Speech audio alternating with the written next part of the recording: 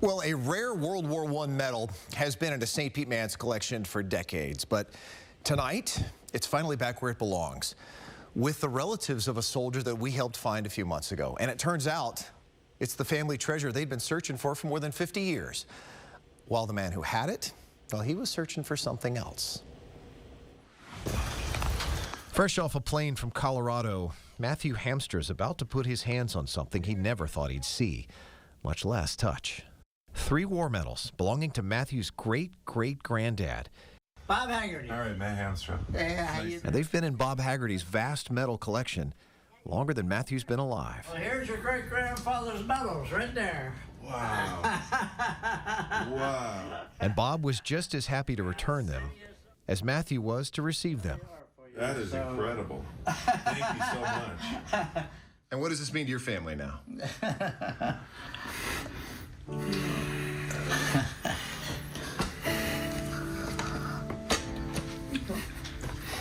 Reunions 60 years in the making can be hard to put into words. By chance, no less. I don't know how I could express it, frankly. But since they're turning back the clock, let's do the same. We found Bob Haggerty in May. His St. Pete home a glimpse into his soul. His heart tuning a patriotic beat at the tender age of 10. His father-son trips were to cemeteries on Memorial Day. In fact, today it affects me. That patriotism. Then Dad pulled 2 buttons off of his World War I jacket and handed them to him. Born was little Bobby's lifelong passion for collecting and preserving war history. That's all medals. Yet his heart had grown heavy over the years. He tried returning some of these medals to soldiers' families, only to have a door slammed in his face. The actual words were, I don't give a damn. Well, determined to show him others would still care, we had him randomly pull several sets of medals.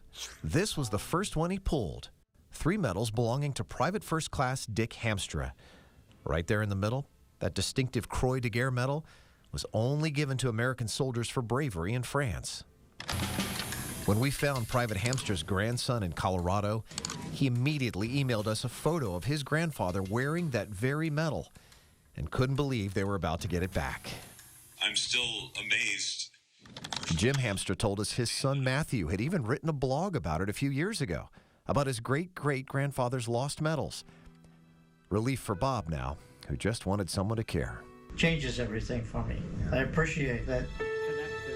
So when Matthew showed up to collect, We've heard all the stories, but to have something physical, you know, to be given back, there's nothing that can really express how it feels. Yeah. It's incredible. yesterday strangers, today newfound friends, bonded by a family treasure now on its way home, restoring the patriotic faith of a little boy and his buttons along the way. Matthew stayed a while after we left, and Bob was even able to show Matthew the exact uniform that Matthew's great-great-grandfather would have worn while serving in France for the U.S. Army. Bob has got every uniform ever worn in World War I. We remind you, be sure you join us tomorrow for a special Fox 13 Salute to Veterans. We travel to the nation's capital with a special group of vets. We're going to have their story as well as a few others. Again, that's tomorrow, Friday, 12:30. For Fox 13 Salutes Veterans Day. You can catch the show online anytime as well. Go to fox13news.com and click Fox 13 Salutes.